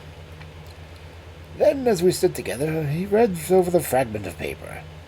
It began in the middle of a sentence, and ran like this. "Face bled considerably from the cuts and blows, but it was nothing to the bleeding of his heart as he saw the lovely face, the face for which he had been prepared to sacrifice his very life, looking out at the agony of humiliation. She smiled. Yes, by heaven, she smiled, like the heartless fiend she was, as he looked up at her. It was that moment that love died and hate was born. Man must live for something. If not for your embrace, my lady, then it shall surely be for your undoing and my complete revenge." "Queer grammar," said Holmes with a smile, as he handed the paper back to the inspector. "Did you notice how the he suddenly changed to my? The writer was so carried away by his own story that he imagined himself at the extreme moment of the to be the hero."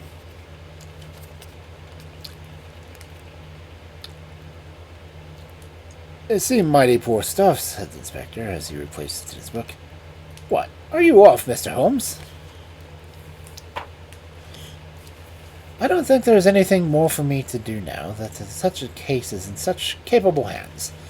By the way, Mrs. Maberly, did you say you wish to travel?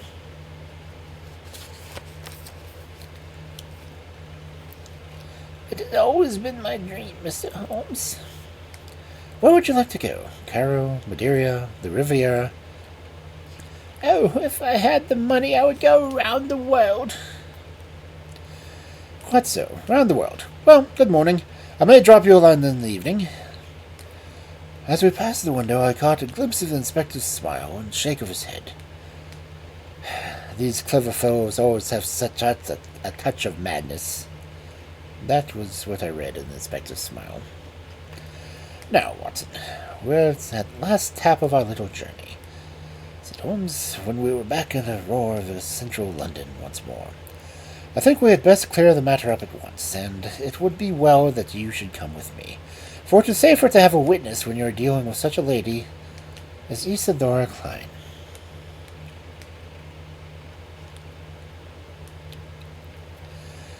We're taking a cab, and we're speeding to some address in Grosvenor Square.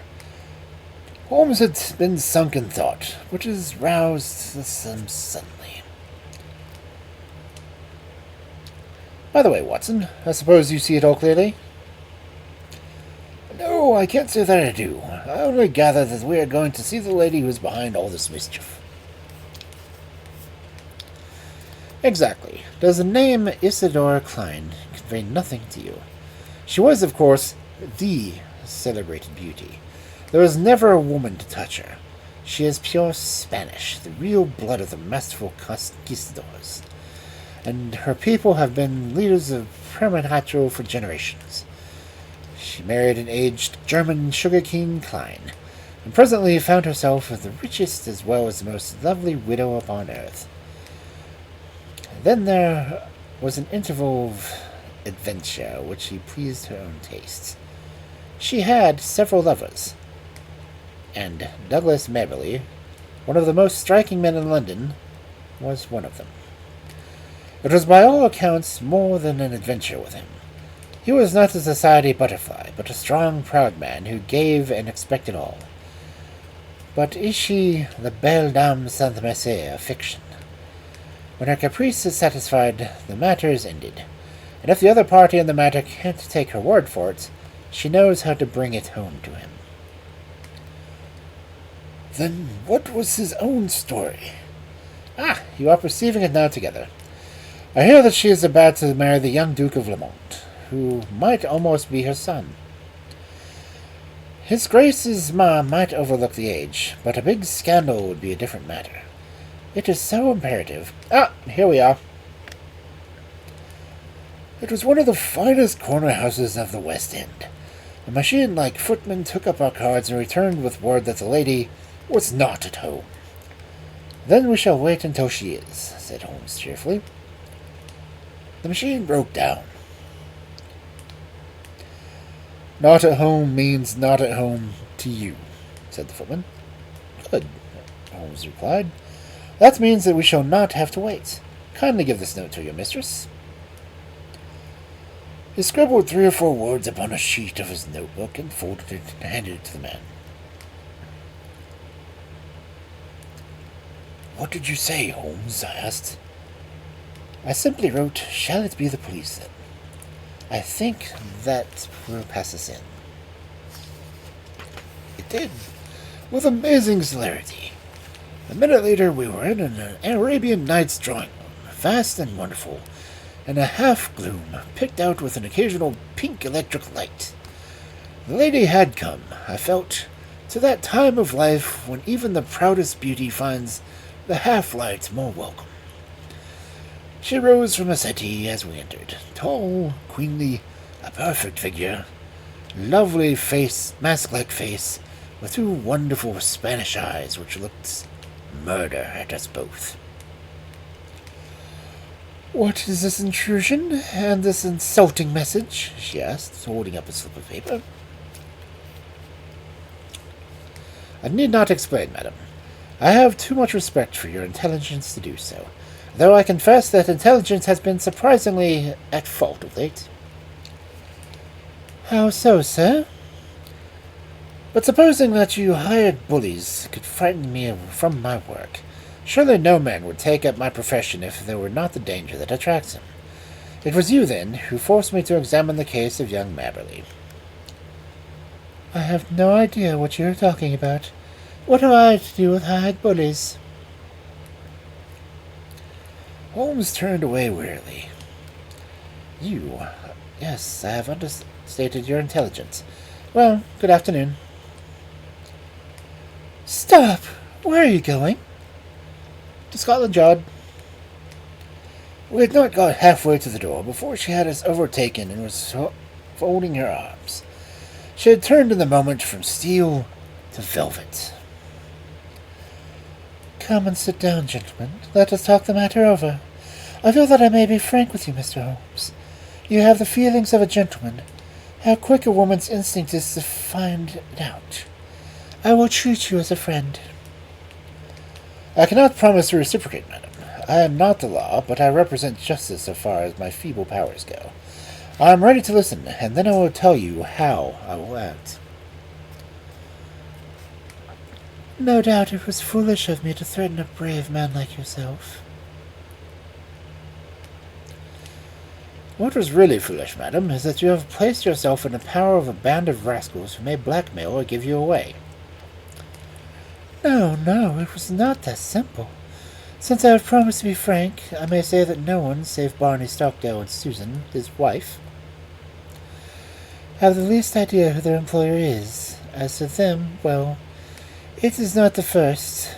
She smiled and nodded with a charming, coquettish intimacy. You see, I have tested them before. Their good hounds run silent? Such hounds have a way sooner or later of biting the hand that feeds them. They will be arrested for this burglary. The police are already after them. They will take what comes to them. That is what they are paid for. I shall not appear in the matter. Unless I bring you into it. No, you would not. You are a gentleman. It is a lady's secret. In the first place, you must give back the manuscript. She broke into a ripple of laughter and walked to the fireplace. There was a calcinated mass which she broke up in the fire poker.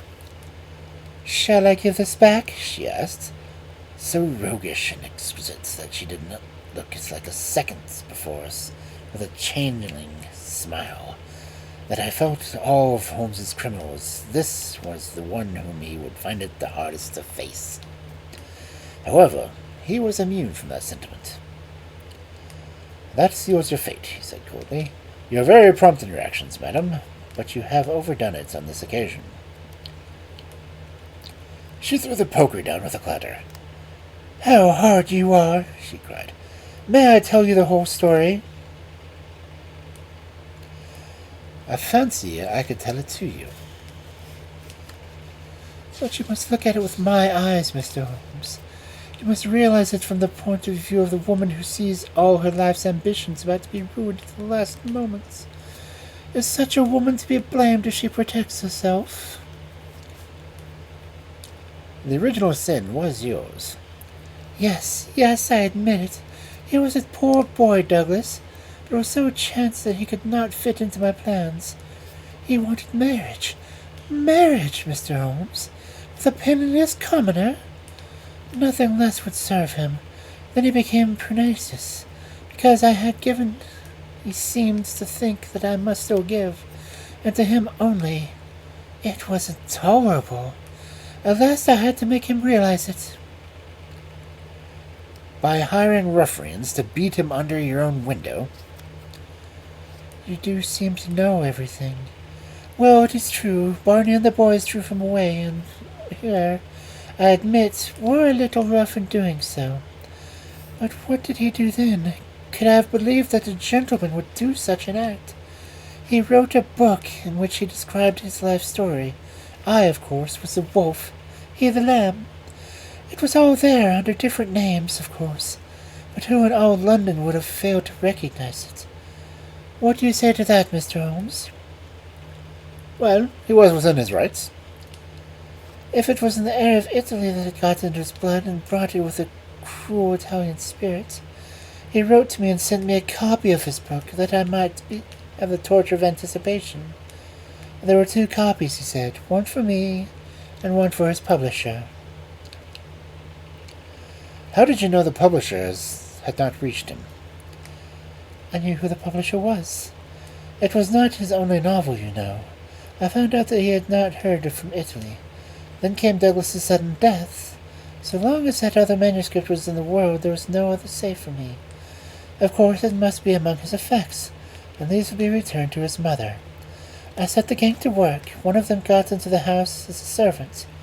I wanted to do the thing honestly. I really and truly did. I was ready to buy the house and everything in it. I offered any price. Didn't care, she asked. I only tried the other way when everything else had failed. Now, Mr. Holmes, granting that I too was too hard on Douglas, and God knows I'm sorry for it, what else could I do with my whole future at stake? Sherlock Holmes shrugged his shoulders. Well, he said. I suppose I shall have to compound a felony as usual. How much does it cost to go around the world in first-class style? The lady stared in amazement. Could it be done in £5,000? Well, I should think so indeed. Very good. I think you will sign me a cheque for that, and I will see that it comes to Mrs. Maberly. You owe her a little change of air. Meantime, lady, he waved a cautionary forefinger. Have a care. You can't play with edged tools without ever cutting those dainty hands.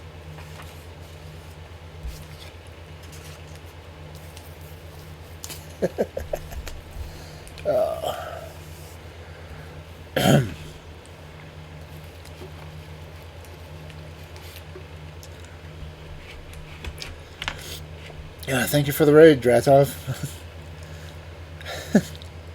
Sorry I couldn't just kind of cut in, but yeah.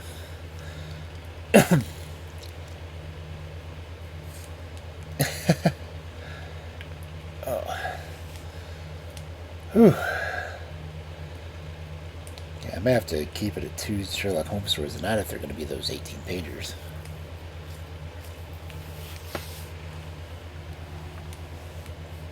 Especially when I have to do the voices. Oh. Wow.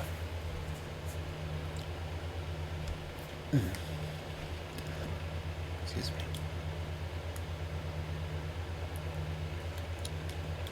Yeah. Let's see. Yeah, I'm gonna go and leave it there for the night, so...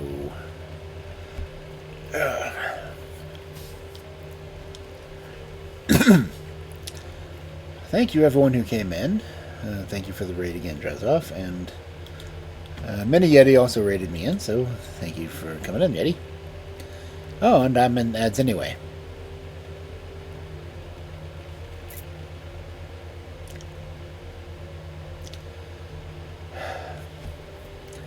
I really wish I could tell if they save it to the border ads or if they actually do the full screen, because I had set it to do border ads.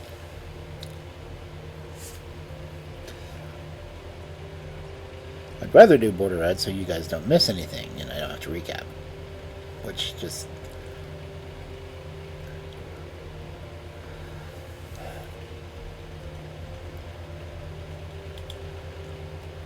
but let's...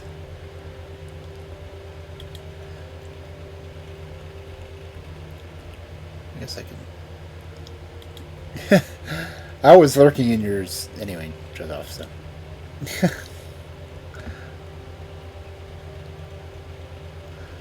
That's... I was trying to lurk in at least 5 different people's streams, just because, you know, you guys deserve the credit for it, too.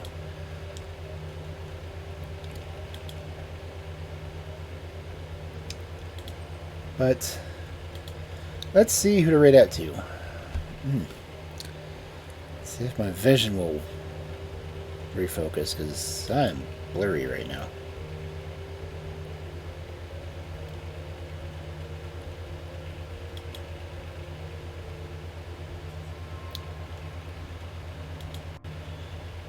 Okay.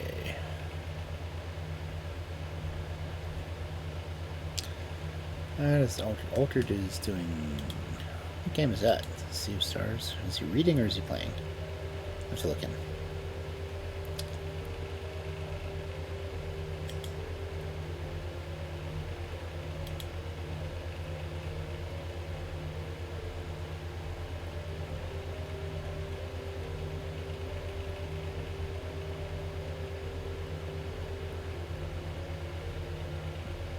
Oh, that was loud. Stream's not opening. My computer is lagging so badly. Hey, Guilty. Thank you for the hydrate and stretch. Oh.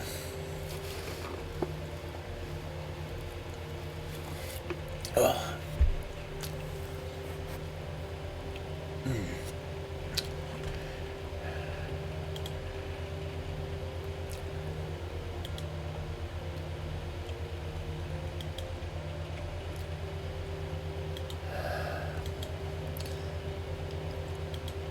This Altered is doing Sea of Stars. I don't know what that is.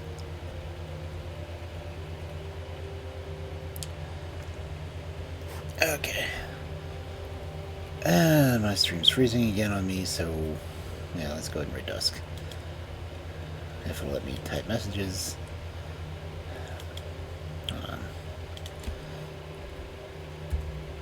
Cal, do your duty.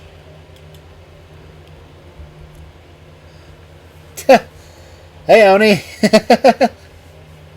A valley of plenty, oh ho!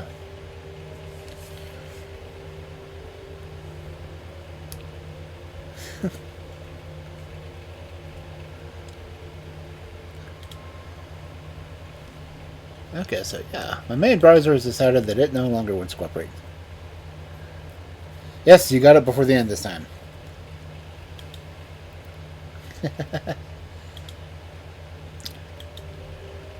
Okay.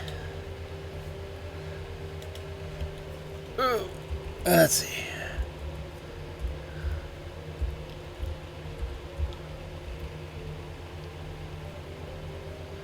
Hold on. 8, 4, 8. Sub.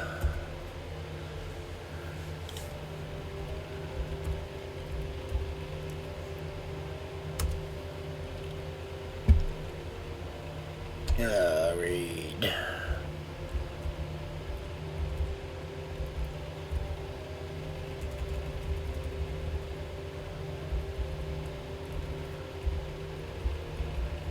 Yeah, just for that, I'm gonna read you.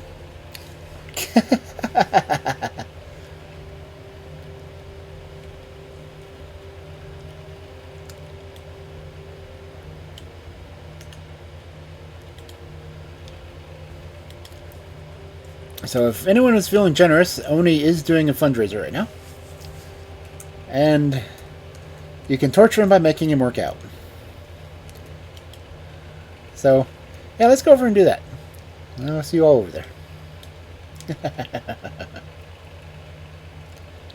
Shake the booty, Guilty.